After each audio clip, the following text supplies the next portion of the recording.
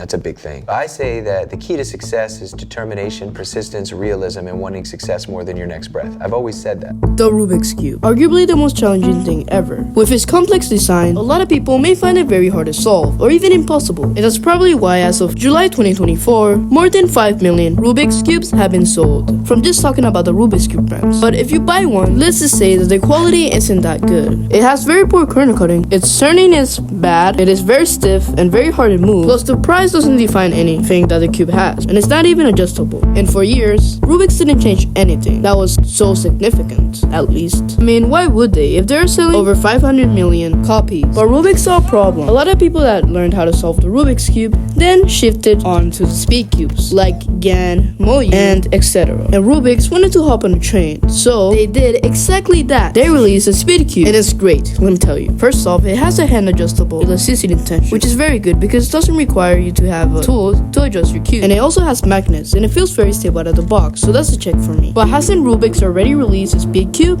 Well, they have, but it's not really that good, and shouldn't really be classified as a speed cube because it doesn't have any magnets, and it feels very clumsy out of the box and tight. So to compare it to this cube, there's a huge difference. Talking about the unboxing experience, there's not really much in the box but just the cube, but that's not really a bad thing. But one thing though, the cube doesn't come with any factory loops, so you have to set it up yourself, which can be an advantage because if the factory loop isn't that good and you don't really like it, you can just do it yourself and get your own preferences of loops. But once the loop is applied, it's gonna feel less dry and better. So in general, the cube isn't that bad. It has magnets and it has a hand adjustable elasticity tension and doesn't have screws, so that's much better. And for the cube to be $17 is very good because most original Rubik's cubes cost around the same price, so that's a huge advantage. But something I didn't say is that this is a rebrand from the Swift block. So it's basically the same cube, but the only difference is that it's a Rubik's Cube brand. But this is still a good thing, because Rubik's is getting involved in speedcubing, so there's going to be a wider audience in the speedcubing community. And I really do believe in this cube, and that it can be better than other speed cubes released in the public.